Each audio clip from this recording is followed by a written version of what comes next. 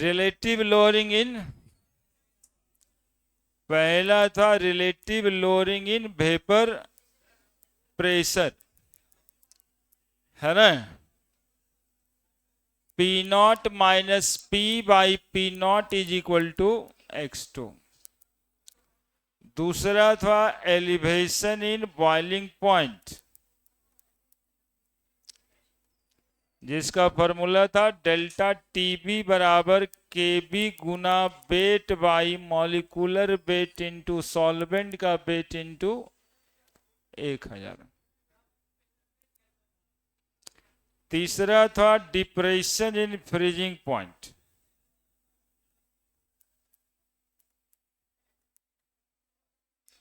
इसके लिए फॉर्मूला था डेल्टा टी एफ बराबर के F into weight by molecular weight into solvent का वेट ऊपर में 1000।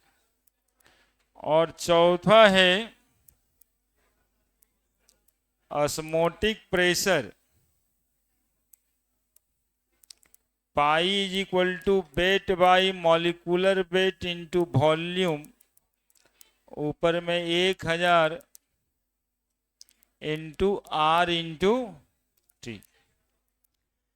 क्या जे इधर देखिए, क्वालिटेटिव प्रॉपर्टीज हम लोग का आज का हेडिंग है एबनॉर्मल मोलर मास, और आपको सिखा रहे हैं कि मोलर मास निकालने के लिए एक थ्योरेटिकल कॉन्सेप्ट हम लोग जानते हैं, और वो है कि एटम के एटॉमिक मास को नंबर ऑफ एटम से गुना करके टोटल जोड़ के निकाल देना। एक मॉलिक्यूलर मास तो ये निकलता है। दूसरा, क्वालिटेटिव प्रॉपर्टीज के 4 प्रॉपर्टीज हैं। एक relative lowering in vapour pressure P naught minus P by P not बराबर x2, elevation in boiling point Kb wait by molecular wait, ये है मॉलिक्यूलर वेट इनटू सॉल्वेंट का वेट ऊपर में 1000, depression in freezing point delta T F KF गुना यहां है molecular mass into wait ऊपर में बाकी सब, osmotic pressure pi wait by molecular wait volume, ये मॉलिक्यूलर वेट इनटू आरटी। यहां से दिख ये रहा है कि हर एक क्वालिटेटिव प्रॉपर्टीज से हम लोग मॉलिक्यूलर मास निकाल सकते हैं। क्या निकाल सकते हैं मॉलिक्यूलर मास? मॉलिक्यूलर मास बराबर निकलेगा ना जी बच्चा, क्या Kb Guna W Guna 1000 by delta TB Guna big W। इससे भी m निकलेगा Kf Guna W Guna 1000 by delta TB Guna W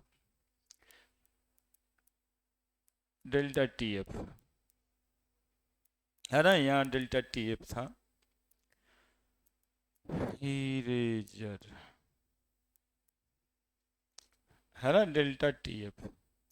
इससे भी निकलेगा मॉलिक्यूलर मास, क्या WRT Guna 1000 by pi into भी। अब देखिए क्या है टॉपिक, इसको समझिएगा। टॉपिक का नाम एबनॉर्मल मोलर मास है। एक तो मॉलिक्यूलर मास इससे निकल ही जाता है, जो दिखाई पड़ रहा है कि 60 आ रहा है, मतलब इस मॉलिक्यूल का, किसी भी मॉलिक्यूल का मॉलिक्यूलर मास ये चारों प्रॉपर्टी से निकाल सकते हैं। इसमें मोल फ्रैक्शन है तो वेट बटा मॉलिक्यूलर वेट इसमें भी होता है। इससे भी मॉलिक्यूलर मास निकल सकता है, इससे भी निकल सकता है, इससे भी निकल सकता है, और इससे भी मॉलिक्यूलर मास निकल सकता है। ठीक है, ये जो मॉलिक्यूलर मास निकलता है और ये जो मॉलिक्यूलर मास निकला है, ठीक है, ये दोनों यदि बराबर है, बराबर ही आना चाहिए। मॉलिक्यूलर मास तो कोई एक ही होगा, तो यदि बराबर है तो उसको कहते हैं नॉर्मल मोलर मास। लेकिन यदि ये वाला मॉलिक्यूलर मास 60 है और इधर से कोई मॉलिक्यूलर मास निकालें और वो मास आ जाए 120, यह है 60 और मॉलिक्यूलर मास निकाल रहे हैं तो आ जाए 90, चाहे आवे 120, सीधा दोगुना। मेरे कहने का मतलब है सीधा 1.5 गुना आ रहा है, सीधा 2 गुना आ रहा है। तो वैसे मॉलिक्यूलर मास को हम क्या कहेंगे? Abnormal molar mass. इसको कहा जाता है कि if calculated molecular mass is not equal to observe molecular mass from either of colligative properties, then the molecular mass is known as. यदि आप जो कैलकुलेट करते हैं वो वाला मॉलिक्यूलर मास राउथ लॉ के किसी फॉर्मूला से निकाला गया मॉलिक्यूलर मास के बराबर नहीं आता है, तो ऐसे मॉलिक्यूलर मास को क्या कहेंगे? एबनॉर्मल मोलर मास कहेंगे। क्यों आता है इस बात की पढ़ाई होगी कि 60 आना था तो आखिर 120 या 90 क्यों आता है ना? तो क्यों आता है इसका कारण हम लोग जानेंगे इस टॉपिक में। लिखिए।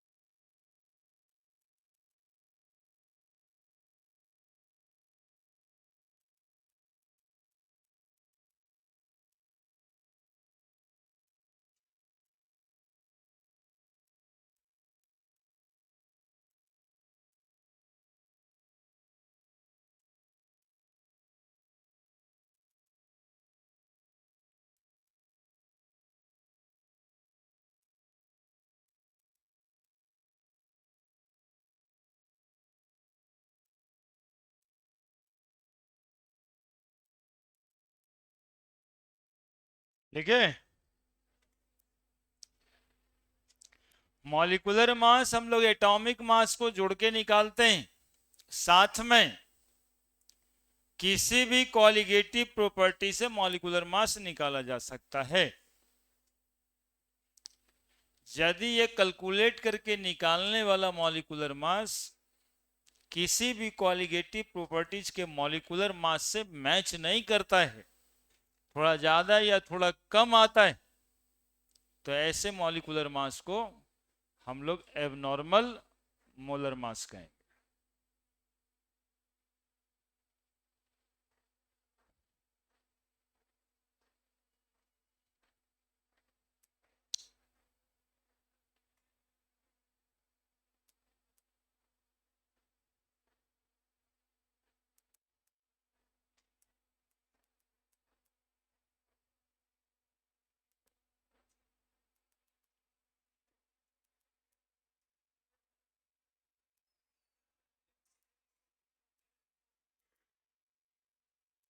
लिख दिए।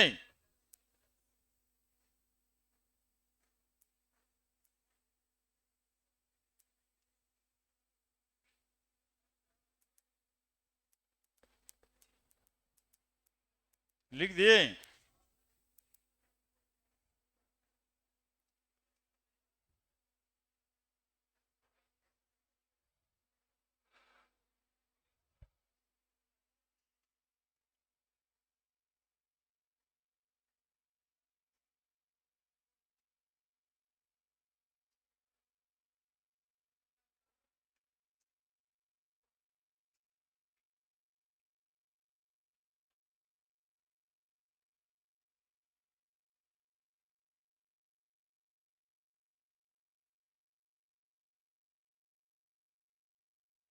बढ़े।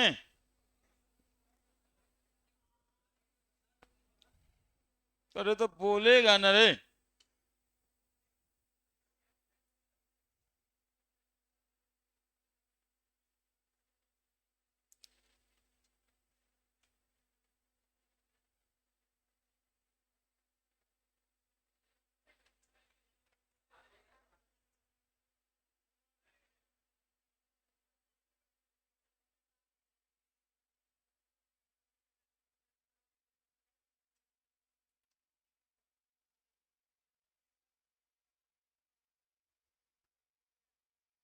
यहां से एक लाइन और दिखता होगा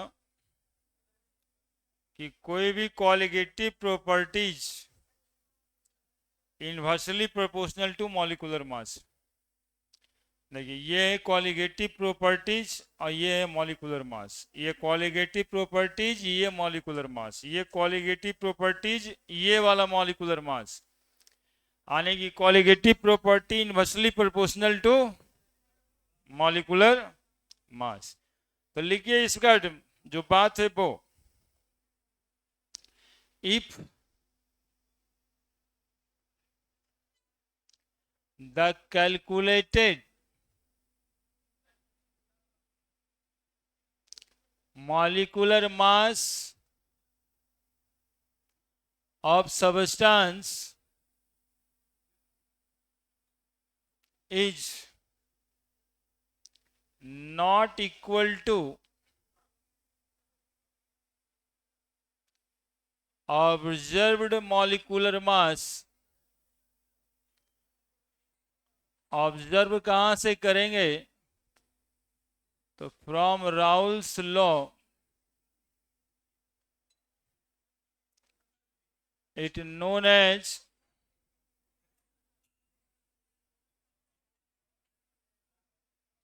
abnormal molecular mass.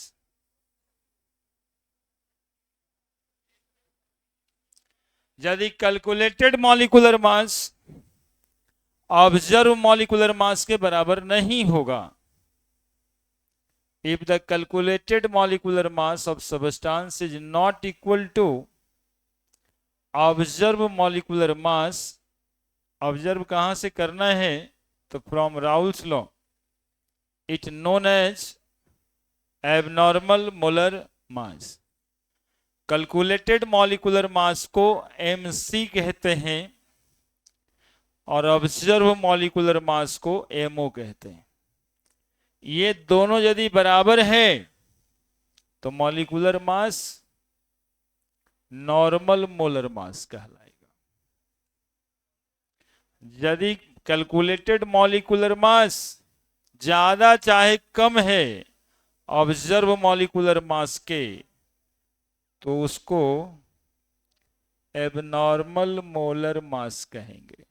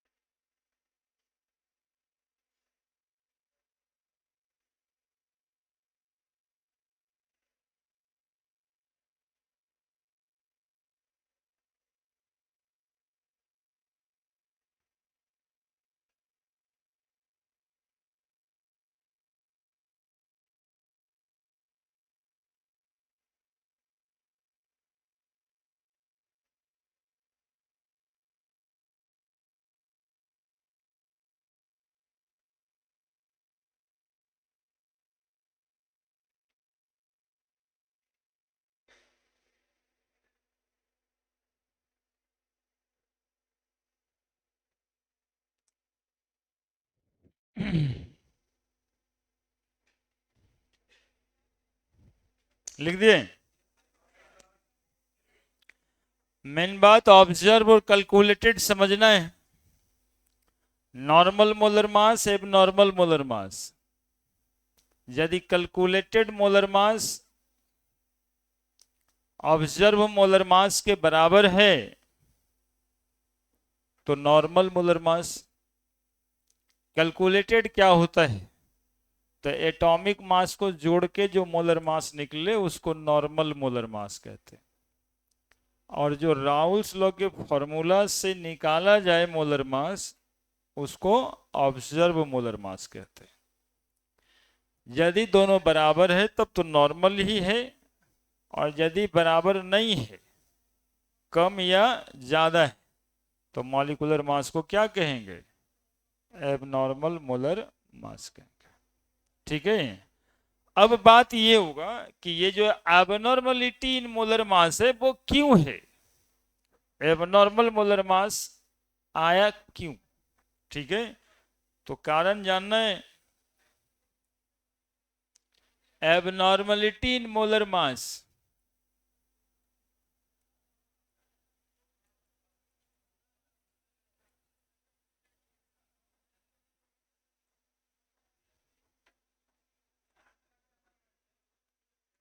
is due to abnormality in molar mass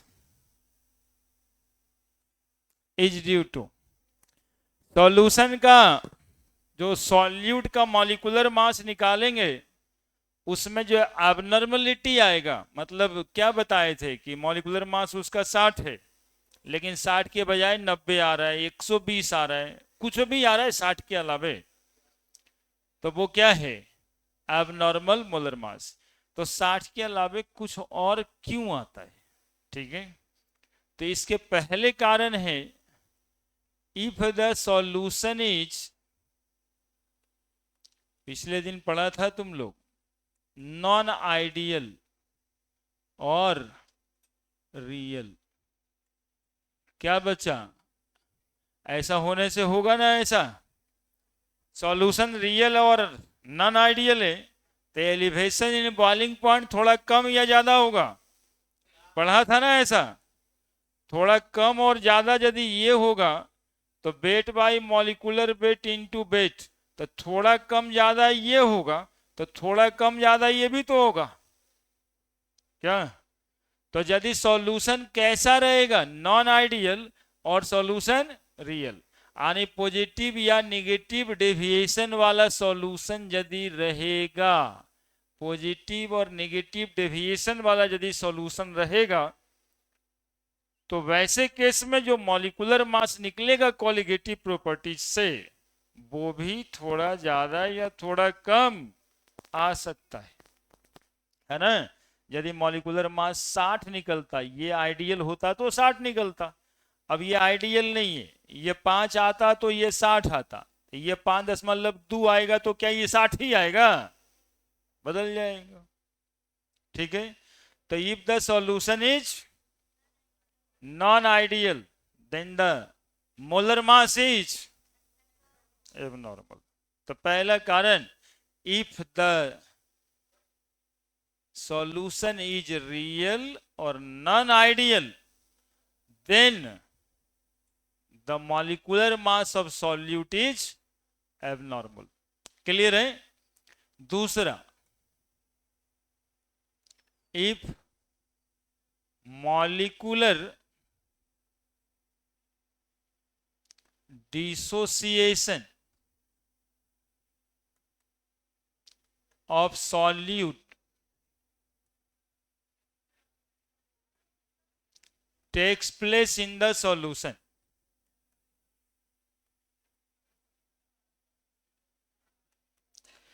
solution में मॉलिक्यूल का मॉलिक्यूलर डिसोसिएशन हो जाए। जैसे देखिए आप, NaCl है और ये सॉल्यूशन में जब गया तो जा करके ये टूट गया Na+Cl- में। Since colligative property depends on the number of particles dissolved in the solution.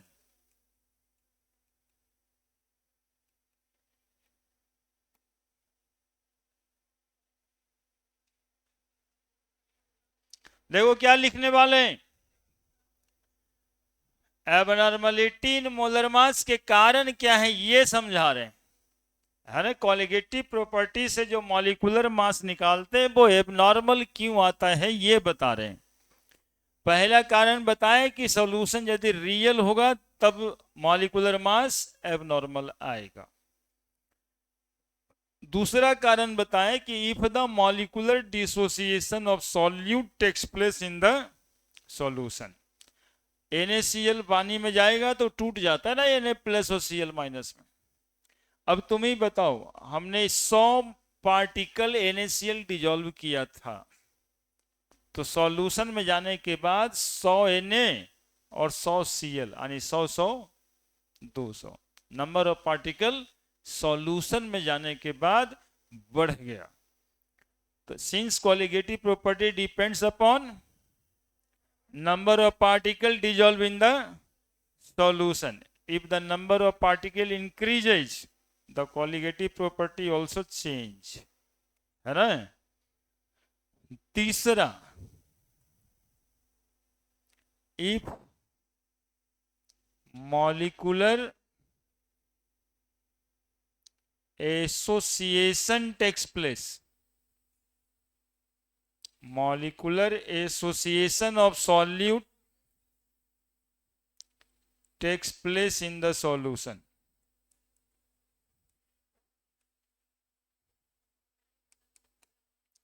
अब जैसे देखो,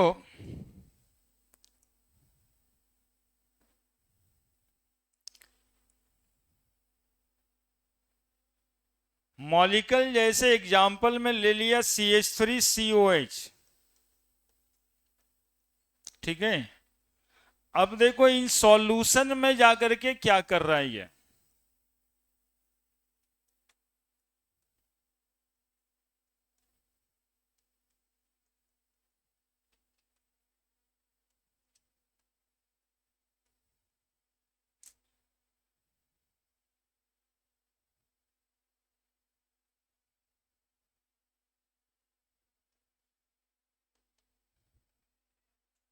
इसको बोलोगे आप इंटरमॉलिक्यूलर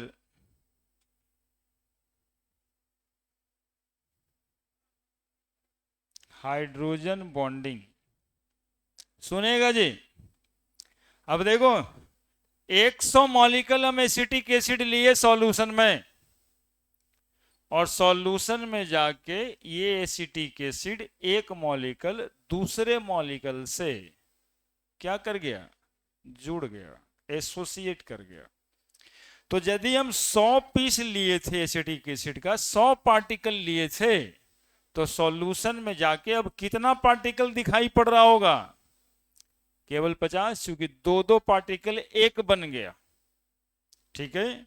और colligative property number of particle पे डिपेंड करता है, तो पार्टिकल का संख्या हमने डिजोल्व किया 100 बन गया 200, तब भी दिक्कत। हमने डिजोल्व किया 100 और बन गया 50, तब भी मॉलिक्यूलर मास नॉर्मल नहीं आएगा, वो एबनॉर्मल हो जाएगा, यानी जितना आना चाहिए उससे कम या उससे ज्यादा आएगा। लिखिए, 3 ही कारण होते हैं सॉल्यूशन के एबनॉर्मल मोलर मास होने का। पहला कारण है कि सॉल्यूशन नॉन आइडियल या रियल रहे। दूसरा कारण है कि सॉल्यूशन में जाकर के सॉल्यूट मॉलिक्यूल डिसोसिएट कर जाए। तीसरा कारण है सॉल्यूशन में जाकर के सॉल्यूट मॉलिक्यूल एसोसिएट कर जाए। ये 3 वजहों से, ये 3 कारणों से सॉल्यूशन का मॉलिक्यूलर मास जब निकालते हैं सॉल्यूट का तो नॉर्मल नहीं आता है। तो abnormality in molar mass is due to 3 factor. If the solution is non ideal और रियल, दैट इज पॉजिटिव और नेगेटिव डेविएशन शो करने वाला। If solute molecule undergo in dissociation और solute molecule undergo in association, ये तीन cases में, ये तीन केस में पढ़ लो, काम यही देगा, समझे। सिंह आकर के रात में वो क्या किया तू नहीं किया, उससे क्या लेना देना तुमको।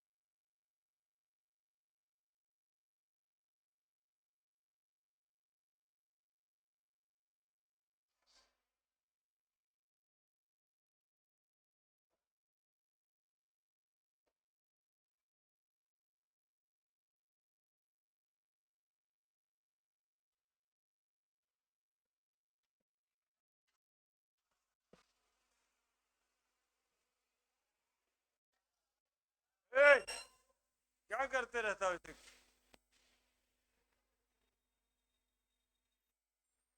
अरे मर्द, सब आइडेंटिफाई करके निकालिए ना, क्यों को बाहर खिंचार करके। वो जी मरल टट्टूनियन रहते हैं पीछे खड़ा होकर के, निकालिए दो चार ठोके ऐसा करके, उसके अंदर रहने लायक ही नहीं है। ए, तू है क्या? तुम ही है? कौन किया है?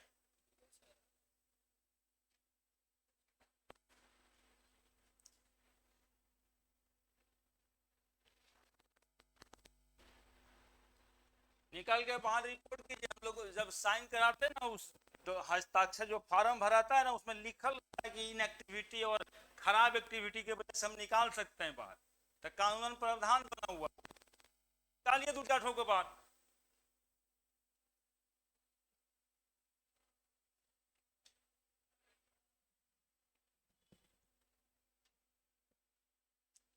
नाच वाला स्टेज बना के रख ले।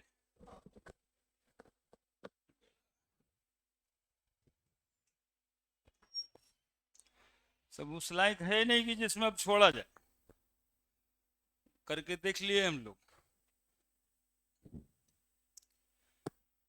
मोलर मास एबनॉर्मल होने के तीन कारण हैं। पहला, रियल सॉल्यूशन हो जाए, यानी पॉजिटिव नेगेटिव डेविएशन वाला सॉल्यूशन हो जाए। दूसरा, यदि मॉलिक्यूलर डिसोसिएशन हुआ है। और तीसरा, यदि मॉलिक्यूलर एसोसिएशन हुआ है। यही तीन वजहों से सॉल्यूट का मॉलिक्यूलर मास क्या आ सकता है? एबनॉर्मल आ सकता है, ठीक है। अदरवाइज सॉल्यूशन यदि आइडियल हुआ, ना मॉलिक्यूलर डिसोसिएशन हुआ, ना मॉलिक्यूलर एसोसिएशन हुआ, तो जो मोलर मास कैलकुलेट होगा वो नॉर्मल ही होगा, ठीक है। अब देखो एक एग्जांपल से समझते हैं कि कितना एबनॉर्मल वो आ सकता है। ये देखिए यहीं पे होंगे अभी 100 मॉलिक्यूल, मान लो, क्या कर लो, मान लो कि 100 मॉलिक्यूल 100 मॉलिक्यूल एसिटिक एसिड का डिजॉल्व किए, एसिटिक एसिड का डिजॉल्व हुआ है। ऐसे लिखना नहीं है, बस समझा रहे, डिजॉल्व हुआ है। ठीक है, कितना मॉलिक्यूल, लेकिन ये 100 मॉलिक्यूल सॉल्यूशन में जाके एसोसिएट किया और सॉल्यूशन में जाकर के ये 50 हो गया, but due to association they will only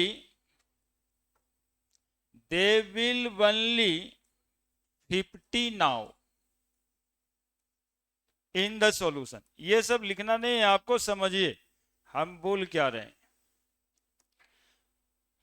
मान लो कि 100 मॉलिक्यूल एसिटिक एसिड का डिजॉल्व हुआ है, but due to association, molecular association, they will only 50 now.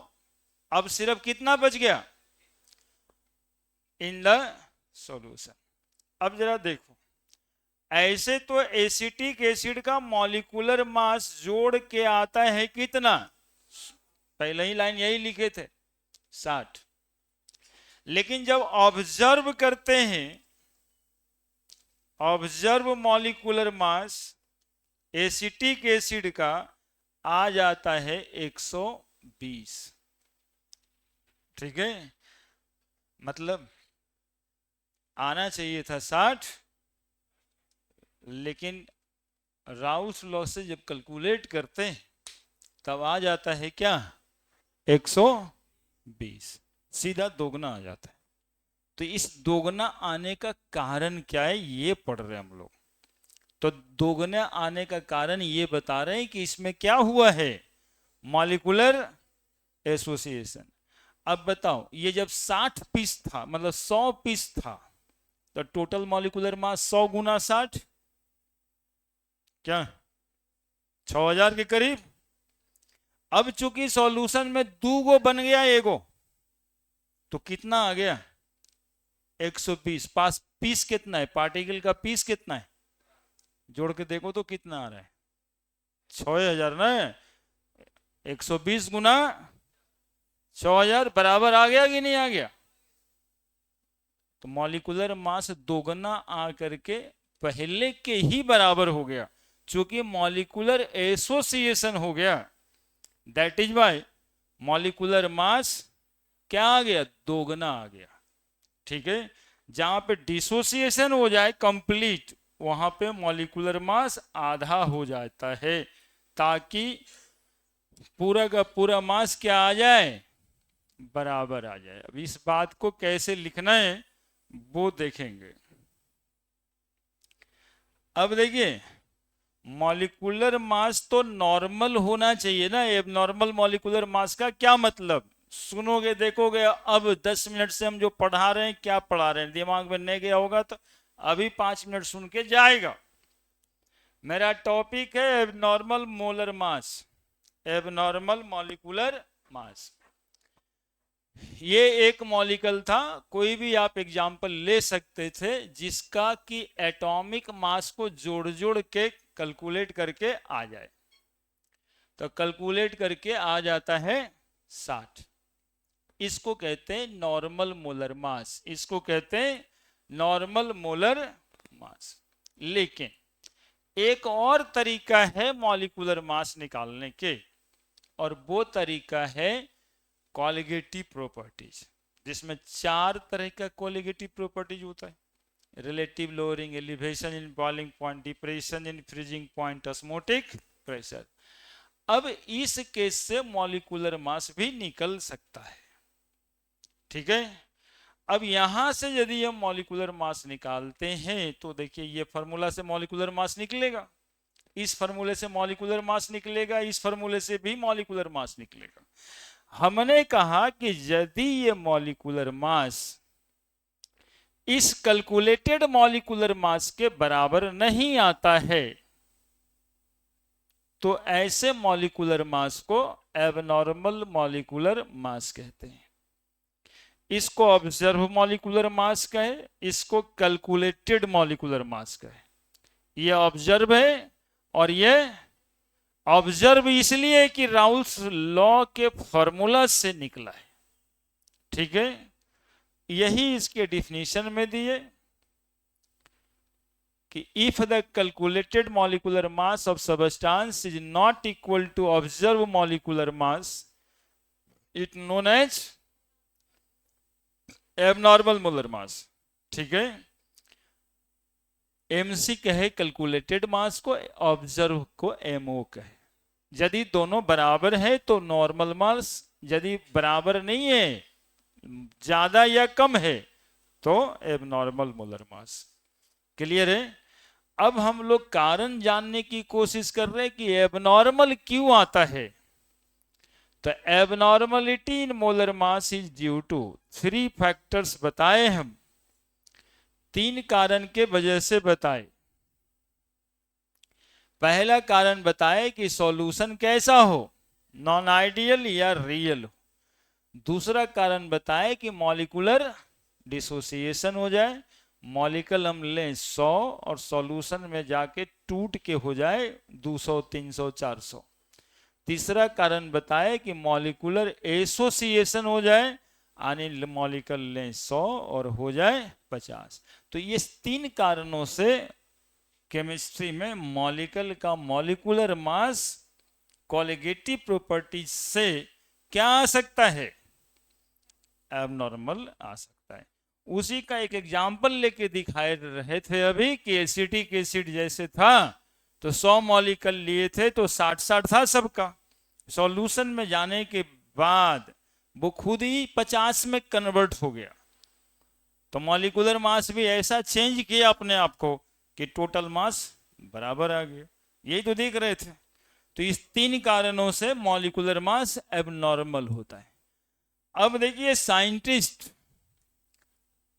क्या करेंगे, एबनॉर्मल यदि कुछ भी है तो उसको खत्म किया जाएगा ना। Abnormality in molecular mass, abnormality in molecular mass removed by,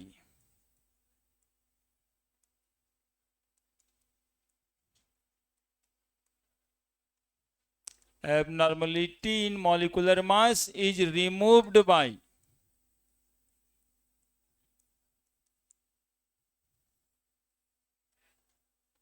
ये एबनॉर्मलिटी खत्म कैसे होगा, इसके लिए बात करना है।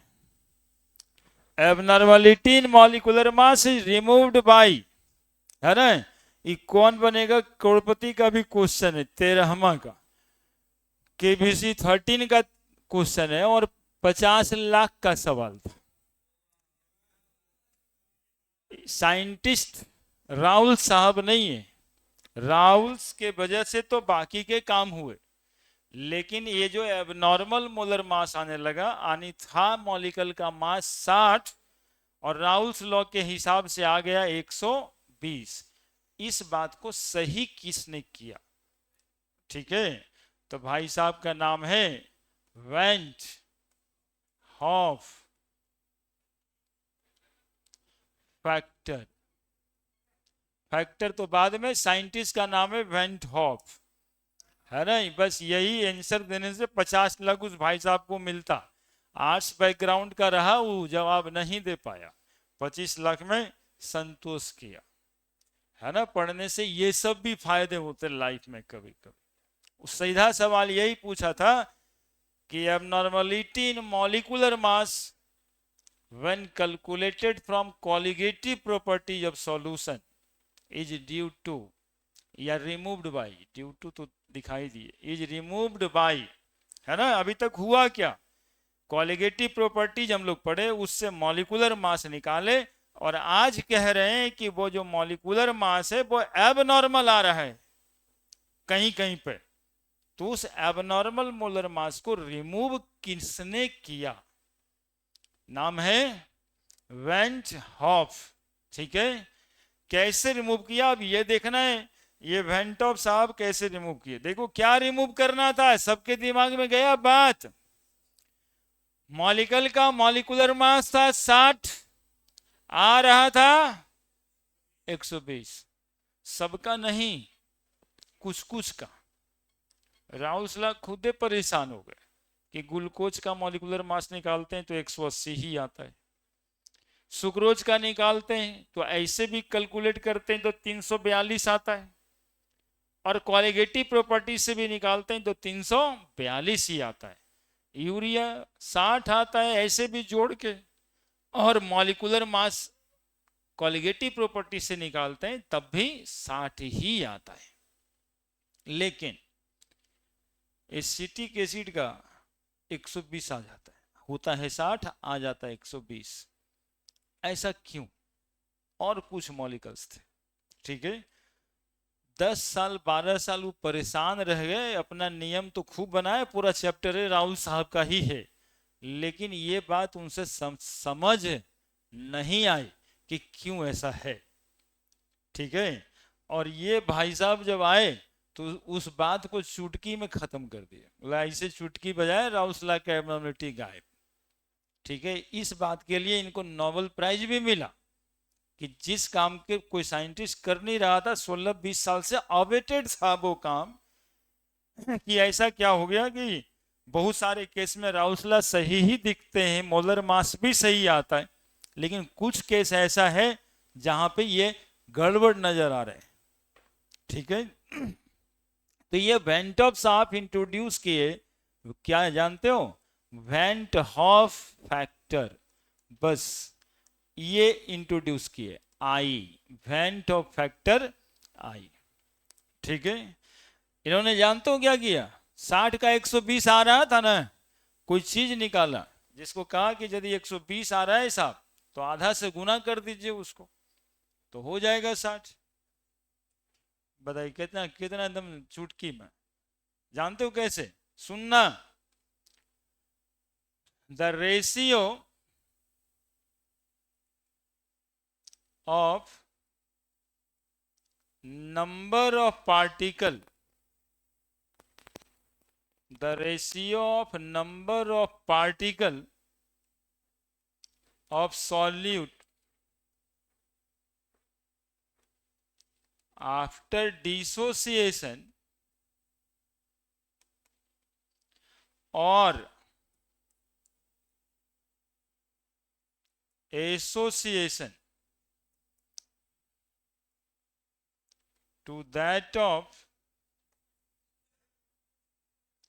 number of particle of solute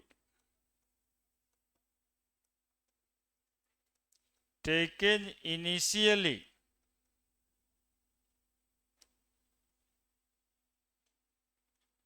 called as Van't Hoff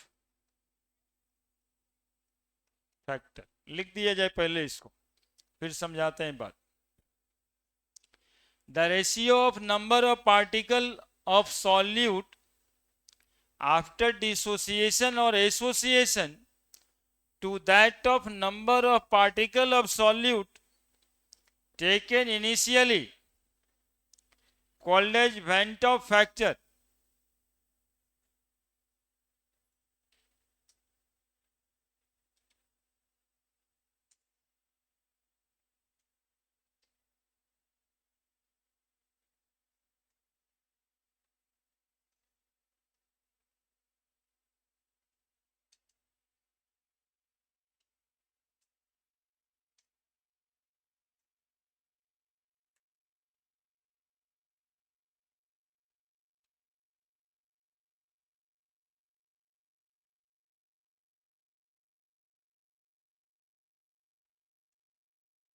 went factor को लिखा जाता है आई से।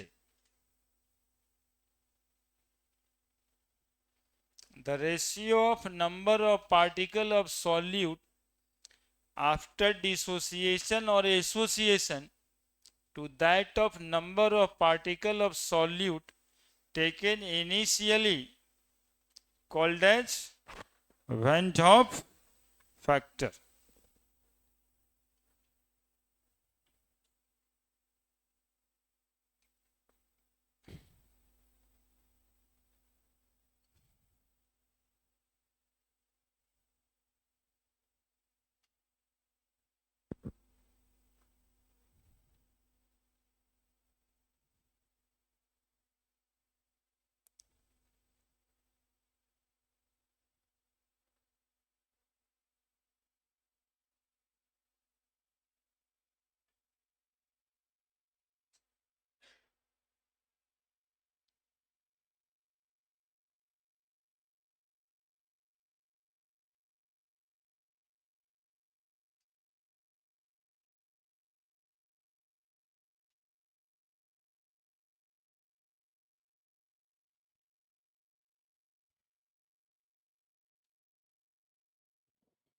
लिख दिए?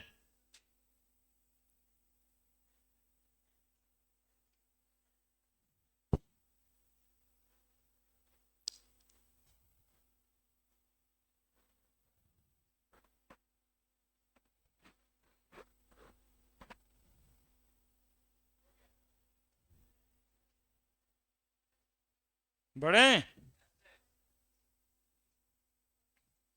I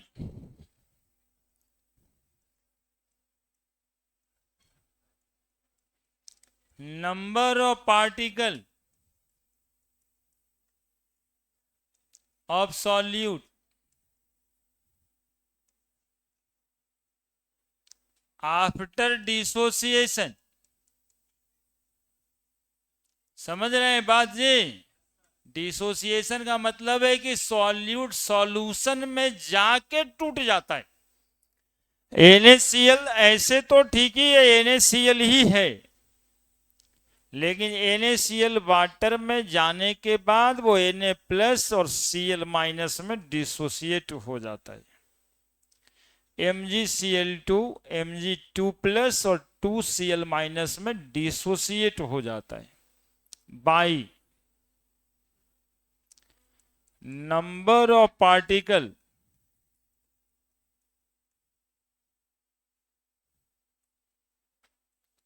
taken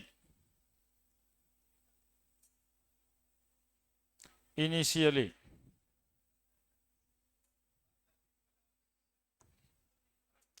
I is equal to number of particle of solute after dissociation or association by number of particle taken initially. यदि 100 particle आप लिए थे और टूट गया 200 हो गया तो I बराबर क्या लिख देंगे? 200 बटा 100। तो I बराबर हो जाएगा 2। बाबू नंबर ऑफ मोल बराबर नंबर ऑफ पार्टिकल बटा एवोगाड्रो नंबर होता है। तो जैसे नंबर ऑफ पार्टिकल दोगुना होगा तो नंबर ऑफ मोल भी दोगुना होगा या नहीं? तो I बराबर लिख सकते हैं number of mole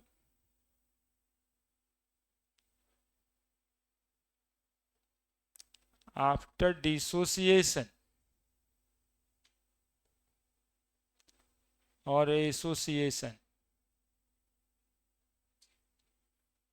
bye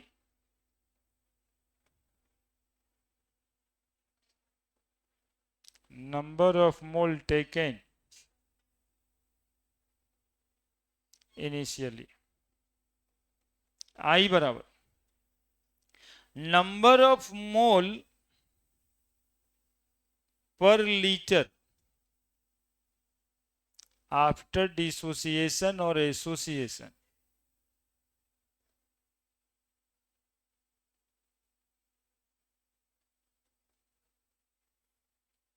bye क्या करेंगे? नंबर ऑफ मोल ऊपर में भी लीटर से भागा दिए तो नीचे में भी मोल पर लीटर से भागा दे देंगे तो कोई दिक्कत है क्या? पर litre taken initially. Number of mole per litre को कंसंट्रेशन भी कहते हैं। तो आई बराबर कॉन्सेंट्रेशन आफ्टर डिसोसिएशन और association by concentration taken initially। देखो एक लाइन जाने और 3 लाइन उसके ऊपर जोड़ दिए। वेंटॉप तो कहे कि number of particle of solute after dissociation और association by number of particle taken initially. तो number of particle number of mole के डायरेक्टली प्रोपोर्शनल होता है। तो जैसे नंबर ऑफ पार्टिकल लिखे वैसे नंबर ऑफ मोल लिखे। After dissociation association by number of mole taken initially. Number of mole per litre after dissociation association by number of mole per litre taken initially. अब मोल per litre हो गया तो concentration after dissociation concentration taken initially. इसके अलावे आई को हम लोग और लिख सकते हैं, आई बराबर नॉर्मल मोलर मास बटा एबनॉर्मल मोलर मास, है ना। ये है वेंटॉप फैक्टर। और एबनॉर्मलिटी रिमूव कैसे हुआ है वो अभी बताना बाकी। आई बराबर नॉर्मल मोलर मास बटा abnormal molar mass. Calculated colligative properties, calculated molar mass MC by observed molar mass MO, है ना। आई बराबर हम लोग लिख सकते हैं, दोनों एक ही बात है। कैलकुलेटेड ही नॉर्मल कहलाता है।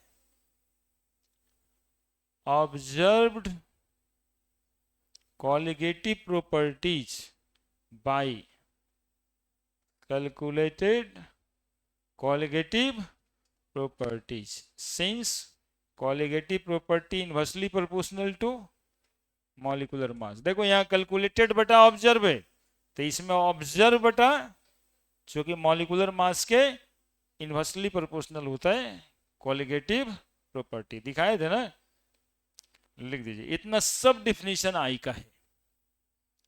आई बराबर कुछ भी, इतना में से कुछ भी, जहां जो लगे लगा देना है।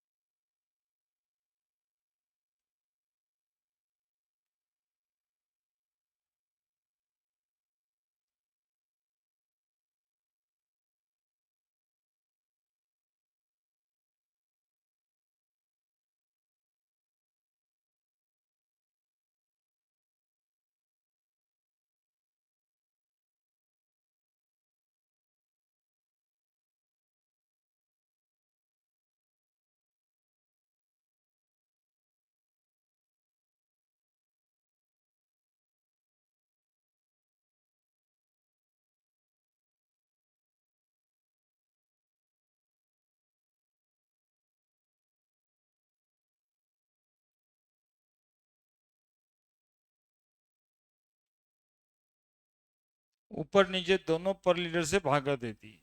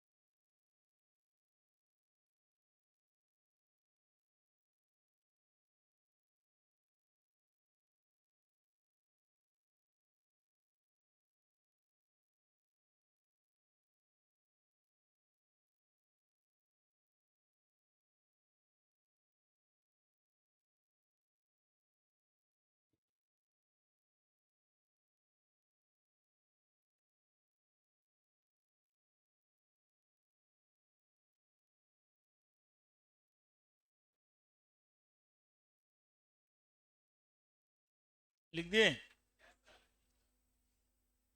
अब ये आई कैसे निकलेगा, किस मॉलिक्यूल का आई कितना होगा, है ना। अब इसको देखने के लिए क्या करना है वो तो देख लेते हैं। सबसे पहले ये बता दें कि abnormality in molar mass can be removed by, कैसे रिमूव होगा।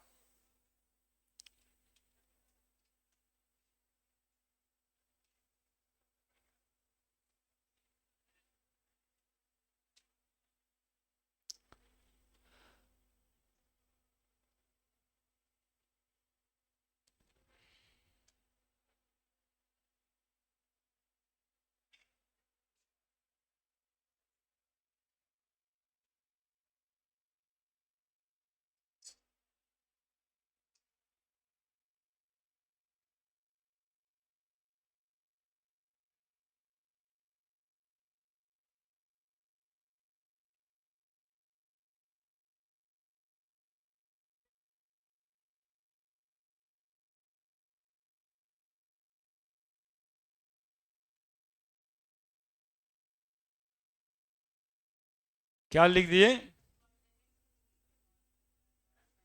डायरेक्ट नहीं लिख दिए, वही डिफिनीशन है आई, है ना। Ratio of normal molar mass to that of abnormal molar mass is called Van't Hoff factor. ठीक है, तो वो हो गया कैलकुलेट, सारा डिफिनीशन ही है। ये भी डिफिनीशन है तो ये भी डिफिनीशन है। Number of mole after dissociation by number of mole taken initially, concentration after dissociation association by concentration taken initially. तो ये सब में रिलेशंस दिखा दिए कि सब एक ही बात, और वो भी एक ही बात। अब बताओ, तुमको न्यूमेरिकली इक्वल करके बता देते हैं। एसिडिक एसिड का 60 आ रहा है तो नॉर्मल आई बराबर, अब नॉर्मल कितना आ रहा था, 120 आ रहा था।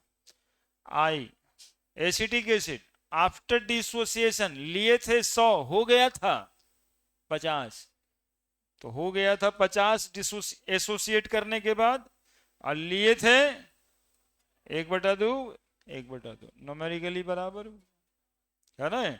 इसलिए ये सब डिफिनीशन उसी का है ना। आई इतने डिफिनीशनों से हम निकाल सकते हैं, ये बराबर ही आएगा।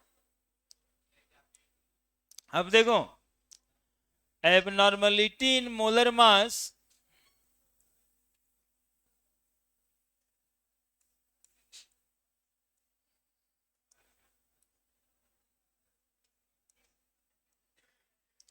abnormality in molar mass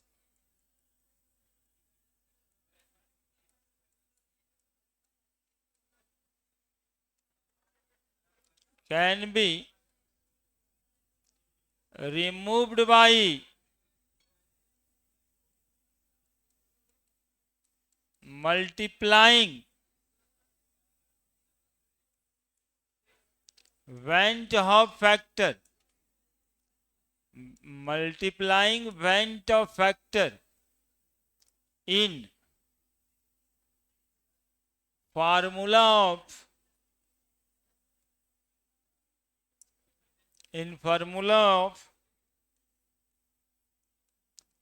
either colligative properties। देखो कैसे नॉर्मल आएगा, P naught minus P by P naught is equal to i into x2 करना है। डेल्टा टी बी बराबर आई गुना के बी गुना मोललिटी करना है। आई को यदि हम मल्टीप्लाई कर देंगे हर एक क्वालिटेटिव प्रॉपर्टीज में, तो कुछ भी अब नॉर्मल नहीं रह जाएगा, सब नॉर्मल हो जाएगा। Delta T F is equal to क्या करेंगे, आई गुना के एफ इंटू मोललिटी कर देंगे। पाई इज इक्वल टू क्या करेंगे, आई इंटू सी आर टी कर देंगे।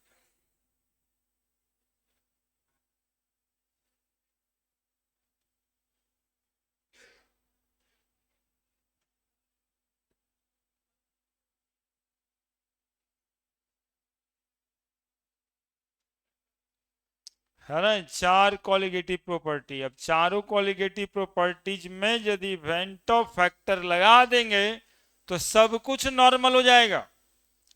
है ना, कहते हैं ना कि आप में बहुत एबनॉर्मलिटी आ रहा है, बस एक ठो फैक्टर गुना कर देते हैं, आई फैक्टर लगा दिए सब कुछ क्या आ जाएगा। जैसे इससे मॉलिक्यूलर मास निकालते थे 120 आता, आई आधा गुना कर देंगे 60 हो जाएगा। अभी आई निकाल के दिखाया ना, 60/120 आधा, वो आधा गुना कर देंगे, आता 120 आधा गुना हो गया 60 आ जाएगा। तो आई यदि गुना कर दिया जाए तो कुछ भी एबनॉर्मल नहीं रह जाएगा। यही कमी था, जहां जहां पे राउल्स लॉ की कमियां थी और उसको वेंटो साहब ने रिमूव कर दिया। बोला कि कुछ नहीं करना, आई का मल्टीप्लीकेशन कर दीजिए आप, और आई मेरे वो 5-6 फॉर्मूला कहीं से आप निकाल सकते हो। ठीक है, बोले कि राहुल साहब का कोई गलती ही नहीं था, वो एकदम से सही क्वालिटेटिव प्रॉपर्टीज बताए और सही मॉलिक्यूलर मास बताए। ये गलती मॉलिक्यूल का है, जो मॉलिक्यूल सॉल्यूशन में जाने के बाद एसोसिएट या डिसोसिएट हो जाता है। ये एकदम वैसे ही है जैसे आपका रिजल्ट आईआईटी मेडिकल में नहीं होगा तो गलती बाबूजी का थोड़े है, गलती यहाँ पे आप जो रहते हैं और आपका जो संगति है 100% उसी का है। उन्होंने तो सोचा कि हाँ बेटा ऐसे जाता है पढ़ता है और रिजल्ट हो जाता है, राहुल सल्ला एकदम वैसे ही चल रहे थे। लेकिन मॉलिक्यूल का नेचर है कि वहां पे जाने के बाद एसोसिएट कर जाता है, जैसे आप लोग कर जाते हैं, वो दोस्ती करके 4-5 गो एक के साथ हो जाते हैं। है ना, अब चाहे एसोसिएट हो जाते हैं चाहे फिर डिसोसिएट हो जाते हैं, टूट के बिखर जाते हैं। है ना, तो ये दोनों ही केसेस में आपका रिजल्ट गड़बड़ होता है।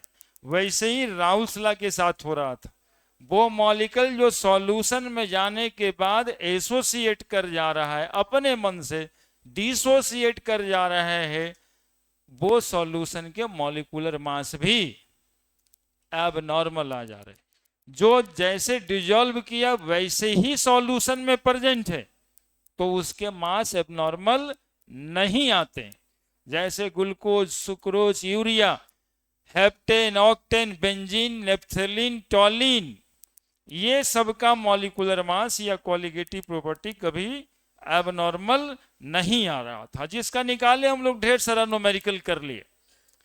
लेकिन हाँ, यदि मॉलिक्यूल NaCl होगा, CaCl2 होगा, MgCl2 होगा, CuCl2 होगा, जो टूट सकता है सॉल्यूशन में जाके, या फॉर्मिक एसिड HCOH होगा, CH3COH होगा, बेंजोइक एसिड C6H5CCOH होगा, जो जुट सकता है जाके सॉल्यूशन में। कुछ एग्जाम्पल दे देंगे हम, जो एसोसिएट कर सकता है, जो डिसोसिएट कर सकता है, वो वाला मॉलिक्यूल सबका मास एबनॉर्मल आ जाएगा। अब तरीका है उसको नॉर्मल करने का ये कि उसके नंबर ऑफ पार्टिकल्स काउंट कर दिए जाएं, नंबर ऑफ मोल काउंट कर दिए जाएं, कंसंट्रेशन काउंट कर दिया जाए आफ्टर डिसोसिएशन या एसोसिएशन, और लिए कितना थे दोनों को डिवाइड करके जो एबनॉर्मलिटी है उसमें गुना कर दिया जाए, तो वो एबनॉर्मलिटी नॉर्मलिटी में कन्वर्ट हो जाएगा, यानी नॉर्मल हो जाएगा। ऐसी इतना सा बात है।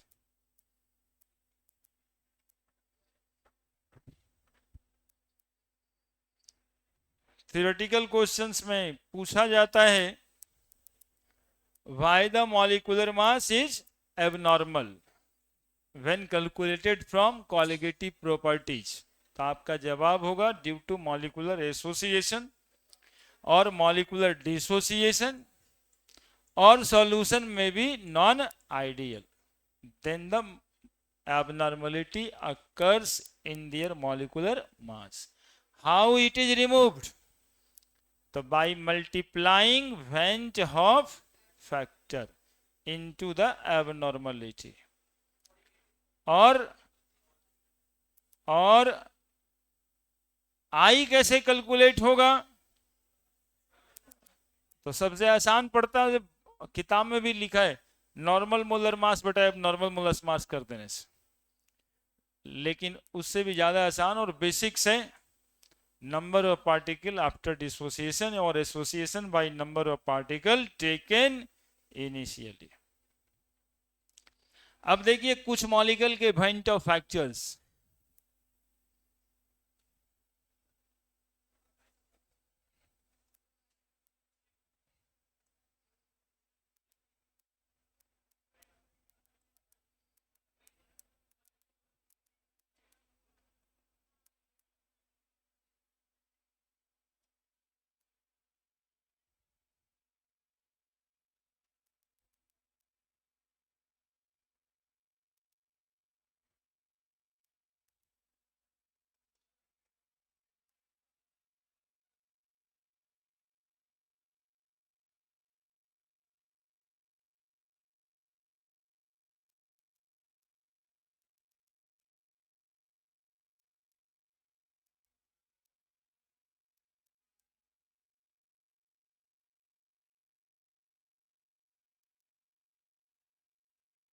देखिए यहां पे event of factor for some particles. Example A, if complete dissociation takes place. अब जैसे सॉल्यूशन में NaCl है, इसका इसका इवेंट ऑफ फैक्टर क्या होगा जब कंप्लीट डिसोसिएशन हो रहा है सॉल्यूशन में। आने जितना लिया गया है वो पूरा का पूरा टूट जाएगा, तब I का फैक्टर क्या होगा, इवेंट ऑफ फैक्टर क्या होगा। तो देखो NaCl में 2 आयन है, Na और Cl। यदि 100 लेंगे तो 100 Na और 100 Cl। 2 लेंगे तो 2 अलग अलग बाई पूरा 1 लिए तो 2/1। कितना I लिख दें, 2। 200/100। CaCl2 कितना होगा I। देखो एक रब करके सिखा रहे हैं, समझो। CaCl2 सॉल्यूशन में लेंगे यानी पानी में, तो ये टूट जाएगा आयनिक फॉर्म में Ca2 प्लस 2Cl-।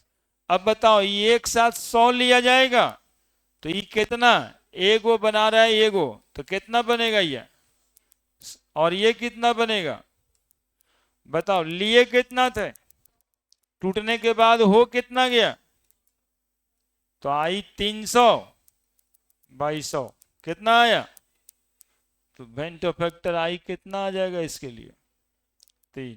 समझ में आ रही है बात, समझ में आ रही है बात। AlCl3 इवेंट ऑफ फैक्टर कितना, 4 लेंगे 100, टूटने के बाद हो जाएगा 400। ठीक है। MgBr2 बताओ इवेंट ऑफ फैक्टर कितना, 3। जानते हो Ca3PO4 2 इवेंट ऑफ फैक्टर कितना, ये वाला 3, ये वाला 2, 5। इन जनरल देखो यहां पे बता रहे हैं, कोई मॉलिक्यूल हो XB/, इसका इवेंट ऑफ फैक्टर कितना, X+/, बस इतना ही चाहिए बात है ना। Al2SO4 3 कितना, 2A 3A 5। Na3PO4 event of factor कितना, कितना 3A और पूरा 1 ये 4। ये कंपाउंड आयन है, ये अलग अलग नहीं टूटता कि 4 ऑक्सीजन और 1 फास्फोरस, 3 गो ये और 1 ठो ये, इवेंट ऑफ फैक्टर 4। देखो कितना आसान है समझ में आना event of factor. BR board का तो बोर्ड लेवल का तो क्वेश्चन ये खुद ही रहता है, इस साल भी होगा कि NaCl का इवेंट ऑफ फैक्टर कितना, वो वही पूछता है, उतना ही में उसका काम खत्म है। Event of factor of NaCl देखना कॉपी में अभी भी है, हम लोग कितना ज्यादा जान जाते हैं, किसी भी मॉलिक्यूल का जान जाते हैं। K4Fe देखो ये मॉलिक्यूल, ये आईआईटी और मेडिकल में पूछा होगा 2-3 बार। इसका वेंटो फैक्टर कितना? तो ये 4 है, इधर में ही 1, ये पूरा एक ही साथ निकलता है, अलग अलग नहीं निकलता। तो आई बराबर 4 1 5। कितना आसान क्वेश्चन। वेंटो फैक्टर 5 होगा, यानी कि इसको सॉल्यूशन में डालोगे आप तो 5 तरह के आयंस में टूट जाएगा। लिखो जल्दी से।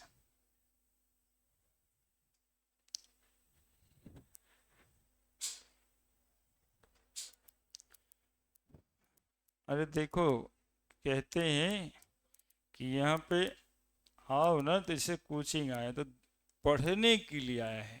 दोस्तों से जो बतियाने लगते हो काम उन देगा, घर में भी इसके लिए गाली ये सुनता होगा कि दोस्ती के चक्कर में रहता, पढ़ता लिखता है नहीं, कभी कभी वो। तो फिर क्यों ऐसा? और यहाँ तो सीधा का सीधा टाइम जाता है। ये दोस्तों तो अपना घर का एड्रेस मांग लो, उसके घरे चले जाओ बतियाने। उसमें क्या जाता है, तुम कहाँ रहता है, बढ़िया दोस्त है, एड्रेस दे ही देगा। वहाँ सिर्फ थोड़ा सा मकान मालिक लोग यहाँ पे, और चाहे यदि हॉस्टल में रहते हैं तो हॉस्टल वाला मना करने वाला है तब तो ठीक है, आने तो चाहता है कि ना तू आते जाते रहो तो ठीक है, आते जाते रहो। हालांकि वहाँ भी उनको रोकना चाहिए कि नहीं, कौन आएगा क्यों आएगा। मतलब अल्टीमेट गोल क्या रहता है कि ये 6 महीना 8 महीना 10 महीना है, इसमें सीरियस होके पढ़ लो। शुरुआत 11 से 8 महीना तक के तुम लोग को आदमी सोचता है कि ना रहे, पहले अच्छे से धीरे धीरे पढ़ने लगेगा, धीरे धीरे पढ़ने लगेगा, लेकिन अब तो ढलने लग गया ना। अब पढ़ने का उम्र कितना दिन है आपको? मई हो गया है, जून जुलाई अगस्त सितंबर, सितंबर के बाद अक्टूबर नवंबर में तुम लोग दिवाली दशहरा छठ बनाएगा, और 10-12 नवंबर एक को आएगा तो उसके बाद तुम लोगों को 1-1.25 महीना बचेगा। तो 4 महीना इधर है, 5-5.25 महीना पड़ेगा, और वो भी नहीं पढ़ रहे हो तब दिक्कत है। 1 महीना तो फेस्टिवल में जाता है, फिर फरवरी 1 तारीख से एग्जामिनेशन स्टार्ट हो जाता है, जनवरी में आईआईटी रहता है। अब बहुत समय बचा है, 4 महीना 5 महीना बीतते देरी लगेगा। अभी देखिए जैसे ही आईपीएल खत्म होगा, जो अभी आईपीएल में लगे हुए हो सब, सोच रहे हो कि अच्छा ही खत्म हो जाता फिर पढ़ना सीरियसली स्टार्ट करेंगे। देखिए तो दूसरे का प्रोग्राम भी दिमागे में है, और जो समय उसके बीच बनेगा उसमें 2-3 को भोजपुरी और बॉलीवुड का सिनेमा लॉन्च हो जाएगा, जिसको बिना देखे अब देखे फिर वैसे करता है। ईद एकदम उदंड जैसा बोलता रहे। सुनो ना, देखो इसमें भी समझदारी वाली बात है, यदि बचना चाहोगे तो बच जाओगे। अब वो 2-3 सिनेमा लॉन्च करने वाला है, ठीक है, 1-2 वेब सीरीज लॉन्च हो जाएगा इस आईपीएल से। उस दूसरा जो क्रिकेट होगा उसके बीच में एटलीस्ट 3-4 बढ़िया ब्लॉकबस्टर मूवीज और ब्लॉकबस्टर वेब सीरीज लॉन्च तो होना ही होना है। तो तुमको उसमें बिजी रखने की कोशिश करेगा। मतलब अक्टूबर तक पढ़ने का समय है, और अक्टूबर तक तुम पे दिमाग लगा के लोग रखा हुआ है, इसीलिए एमबीए किया जाता है। ये आईआईएम एमबीए का पढ़ाई है कि आपका व्यूअर कौन है, आईपीएल किसने ज्यादा देखा हुआ है। तो एक दिखता है 60-65 साल से ज्यादा उम्र के लोग, और दूसरे 18 साल से कम का बच्चा। बस यही 2 पे गोल सेट कर दीजिए। 20 साल में तुमको खुद ही टेंशन हो जाता है पढ़ने का बहुत ज्यादा, गांव घर में गार्जियन के साथ तिरस्कार मिलते मिलते, और 30-40 में कमाने के लिए सोचते रहोगे तो उस 20 से लेके 60 तक ना लोग जनरली सब ना देखता। ज्यादा घटा हो प्योर वाला तो 20 से 25 हो जाएगा, 25 साल तक वैसी मस्ती करते रहोगे। प्योर वाला घटा हो तब, हाँ घटा हो मतलब नहीं सुनते हो किसी का, जो अपना मन है वही करोगे, तब 25 साल तक वही करोगे। तो इसी बात का IIM वाला लोग फायदा उठाया। देखते हो गए हॉट स्टार चलता है ना, तो यहाँ पर लिखेगा 6CR, वो लिखल रहता है कि 6 करोड़ अभी लाइव गधा सब देख रहा है। ठीक है। अब हाँ, अब फिर वैसे करता है।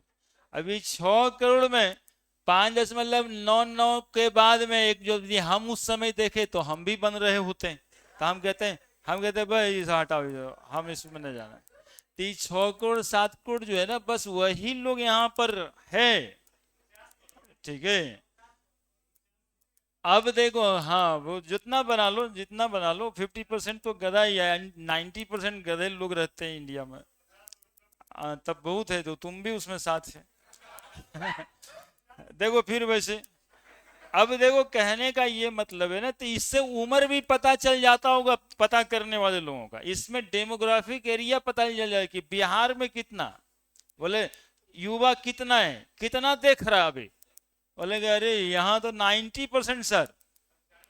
साउथ कितना, वैसे नहीं यहाँ वाला कम है, लड़का सब कुछ कम दिख रहा है। यहाँ 30% युवा लोग जो 16-18 साल के वो देख रहे हैं, लेकिन यहाँ 90% देख रहे हैं। बोला अगला अगला जो सिनेमा लॉन्च होने वाला है मनोज वाजपेयी का, भाई लॉन्च करो बिहार झारखंड में लॉन्च करो, देखिएगा आ रहा है, आ रहा है, देखिएगा भाई। क्योंकि वो पहले से बर्बाद कर चुका है बिहार झारखंड यूपी। ये पढ़ाई है, ये नॉर्मल बात नहीं है। वो देख लिया कि IPL में इतना इतना लोग यदि बिहार यूपी झारखंड वाला है, तो यहाँ पर बिहार यूपी झारखंड का सिनेमा एक तो बढ़िया निकल जाएगा, बिजनेस तो आ रहा है भाई, अब उसको देखना है। ठीक है। अब उसके बाद देखा जाएगा उधर में यदि कोई और है तो 3-4 सिनेमा, फिर तो देखो डबल डेकर क्रिकेट आ ही रहा होगा। ठीक है, तो ऐसे ही चलता रहेगा। लेकिन इसमें आ जाएगा दशहरा, दिवाली, छठ। छठ के बाद तेरा दिमाग खुलेगा, जो खुलना है खुलता है हर साल। 1.5 महीना के लिए दिमाग खुलेगा कि अब सिलेबस का कहाँ पढ़ाई हो रहा है, कै चैप्टर हुआ, कितना बचा हुआ है।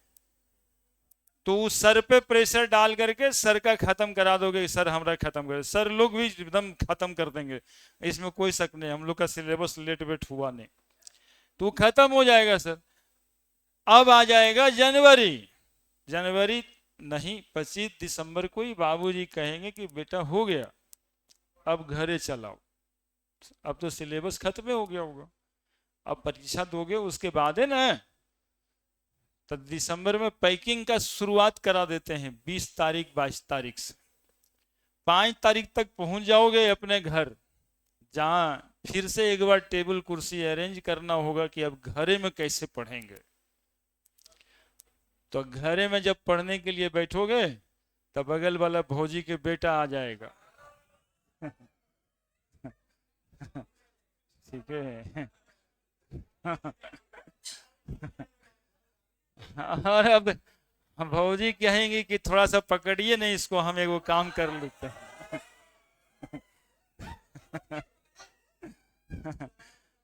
तब 1 तारीख को हो जाएगा बोर्ड। ठीक है। अब समझ लीजिए कि कहाँ समय बचा हुआ है। देखिए ना, कोई समय ही नहीं बचा हुआ है। अब देखिए, इफ मॉलिक्यूलर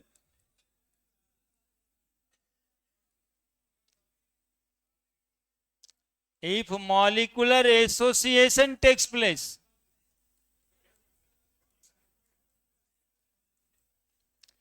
यदि मॉलिक्यूलर एसोसिएशन टेक्स प्लेस होता है, जैसे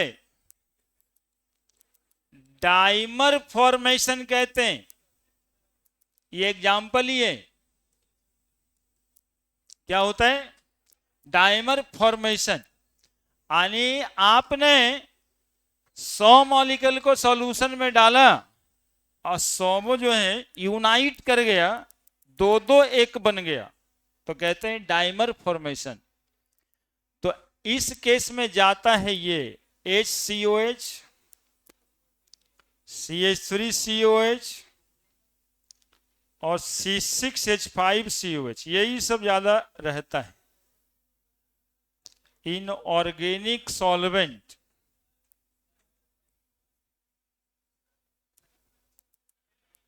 undergoing,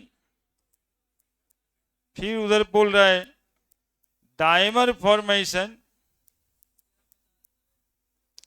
that is I is equal to 1/2।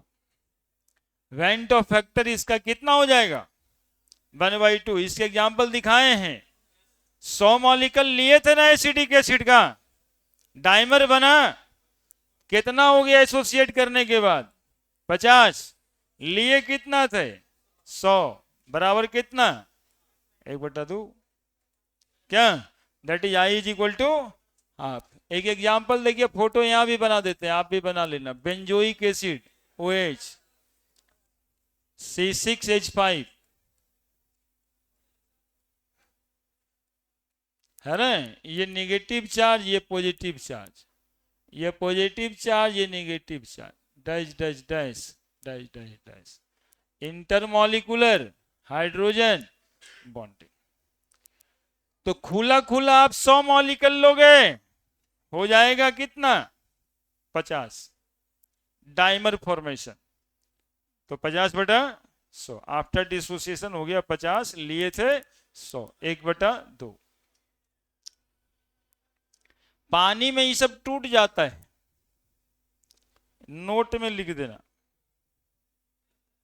कहां लिखे हैं, देखो इनऑर्गेनिक सॉल्वेंट लिखे होंगे, यही चीज पानी में ले जाएंगे डिसोसिएट कर जाएगा।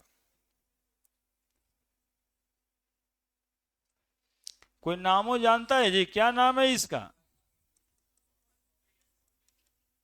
इसका और इसका,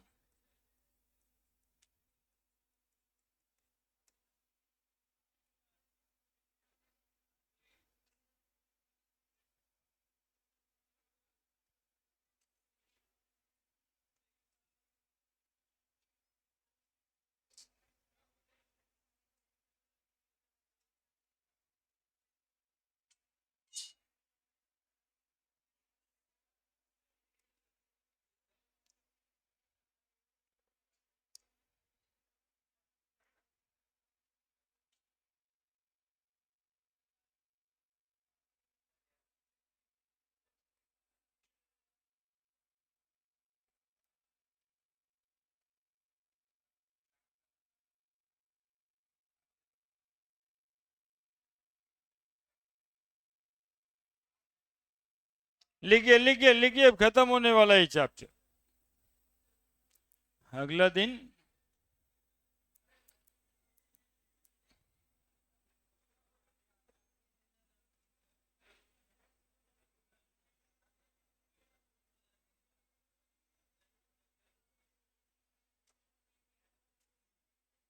यही formic acid, acidic acid, benzoic acid organic solvent में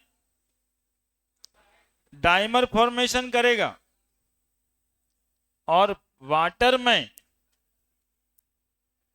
डिसोसिएशन में जाएगा।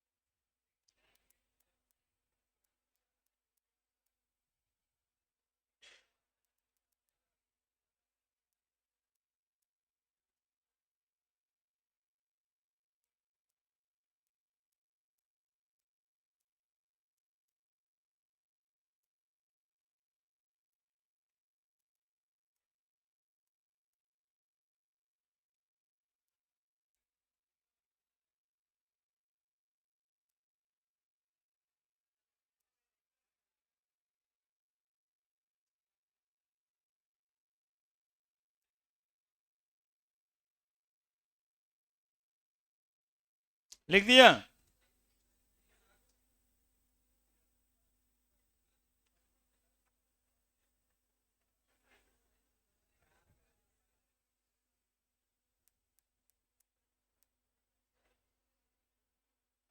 लिख दिया।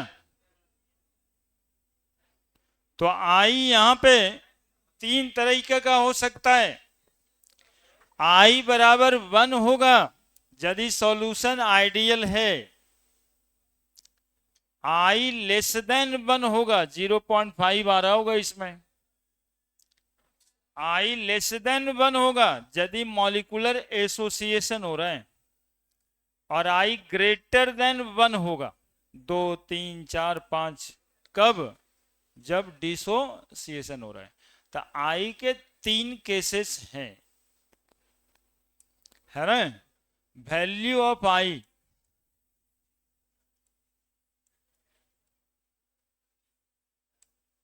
पहला, if the solution is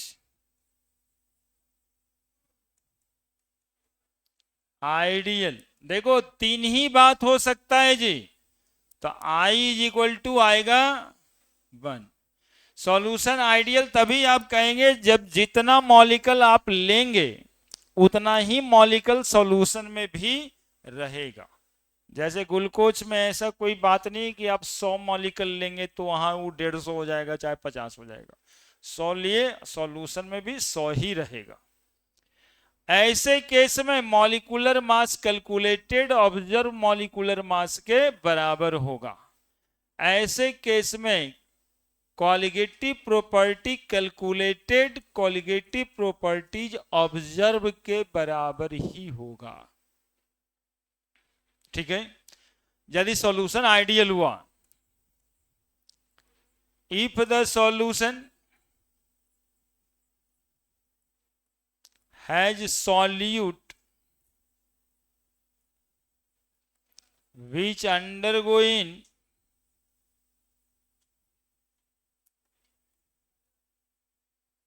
molecular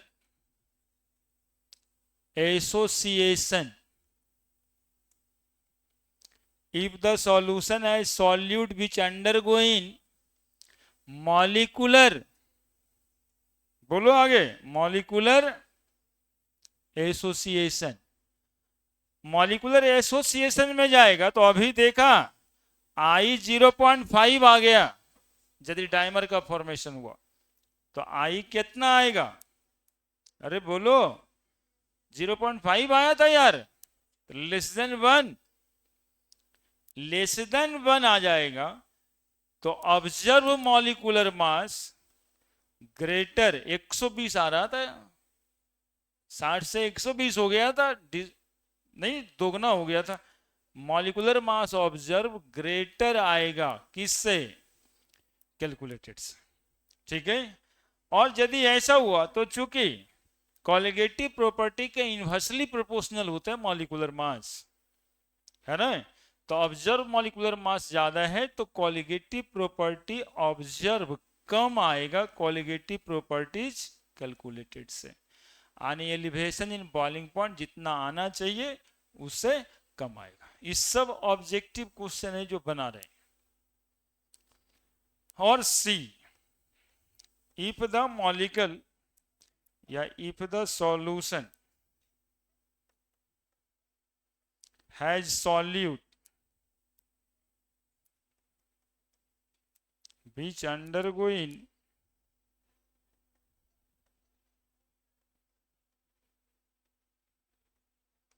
molecular dissociation,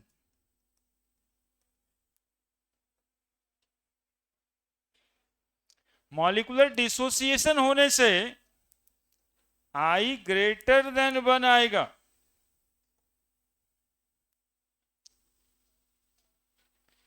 calculated molecular मास या ऊपर ऑब्जर्व लिखें, लेस देन कैलकुलेटेड आएगा। और colligative property observe greater than colligative properties calculated आएगा।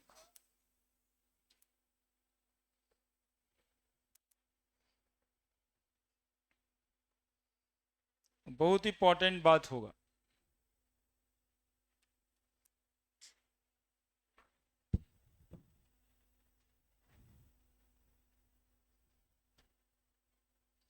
और ये बातें हम अभी पढ़ रहे हैं कि 100% डिसोसिएट और एसोसिएट होगा तब क्या होगा। कभी कभी 70% डिसोसिएट एसोसिएट भी होता है।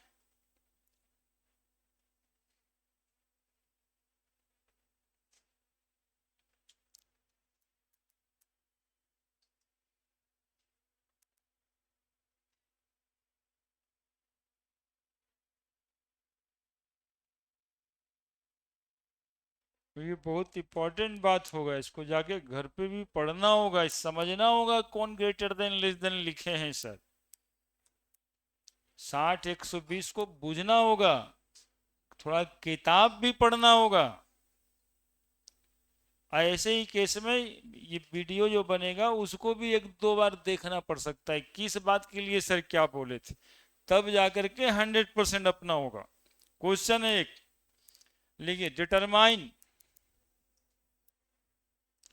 determine the amount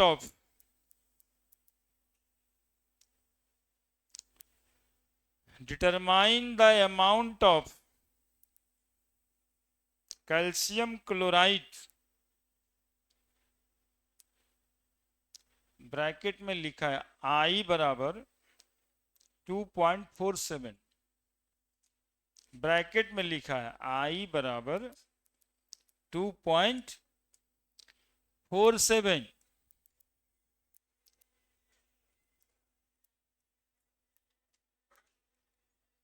determine the amount of CaCl2, I बराबर 2.47, dissolved in 2.5 liter of water such that its osmotic pressure is 0.75 atm at 27 degree centigrade. लिख दीजिए, फिर हम बता देते हैं आपको।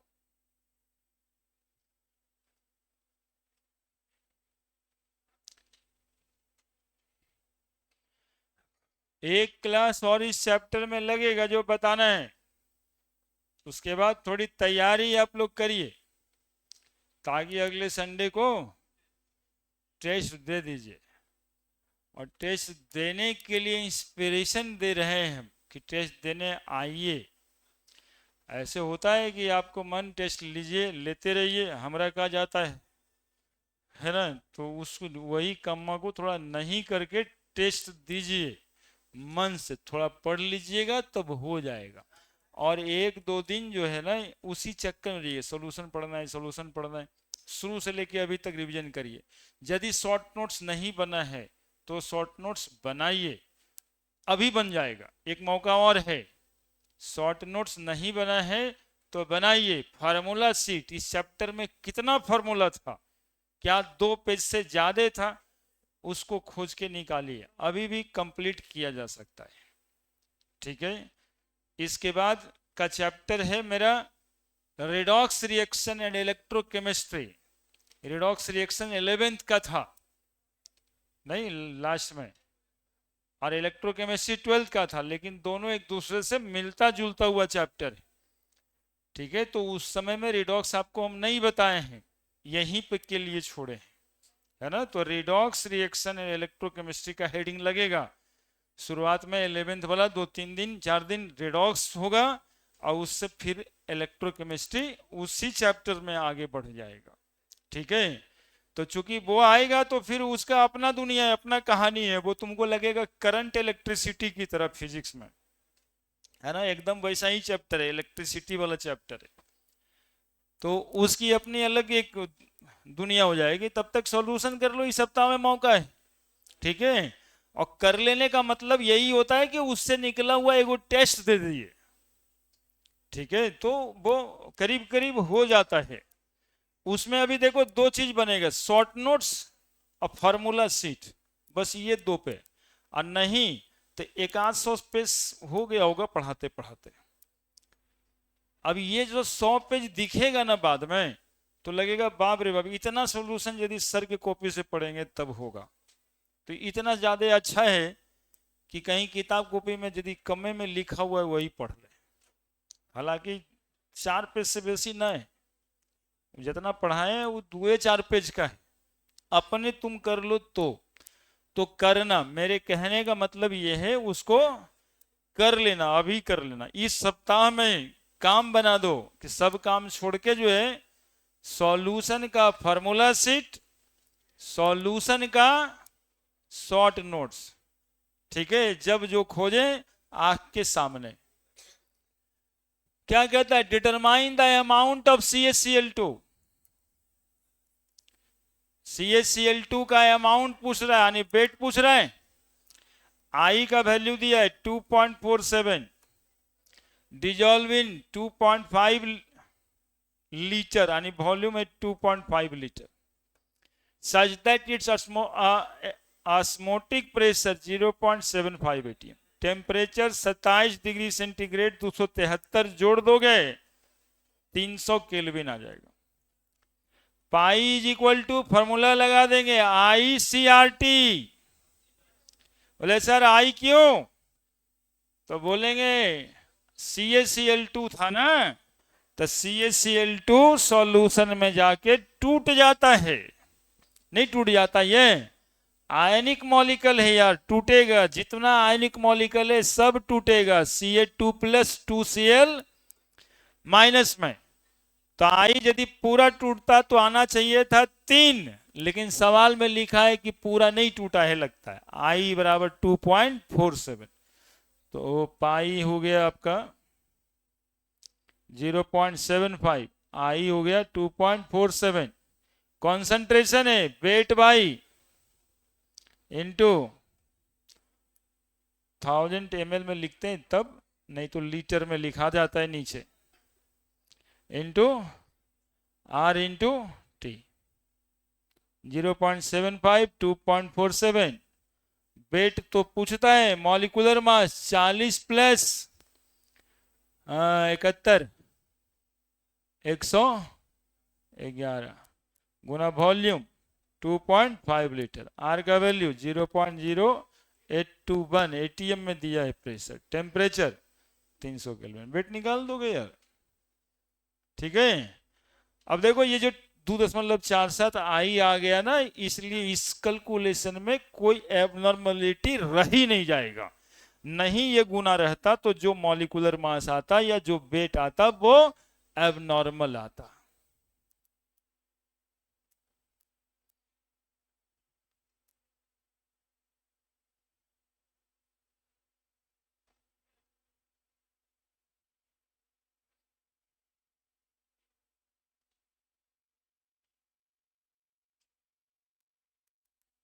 कैलकुलेट तो कर लोगे, क्या क्या करना है, पहला काम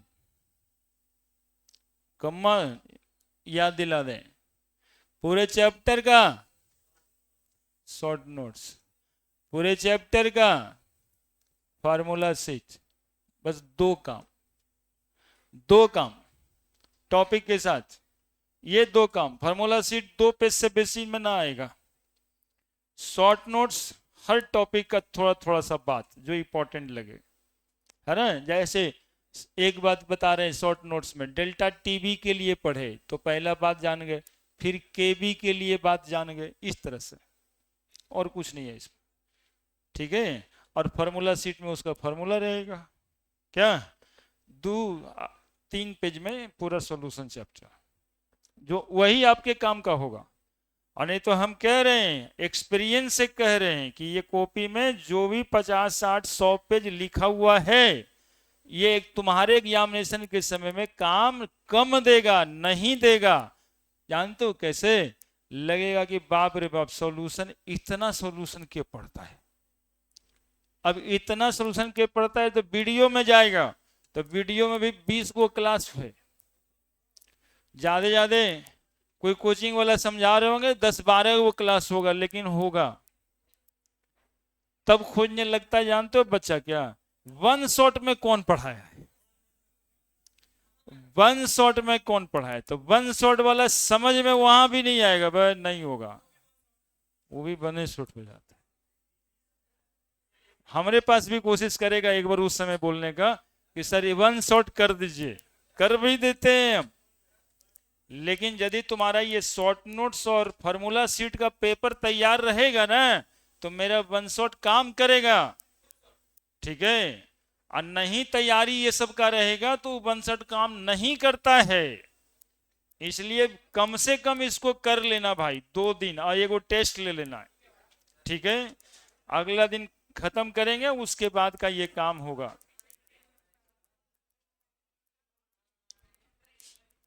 ये तो बहुत इंपॉर्टेंट शीट्स है।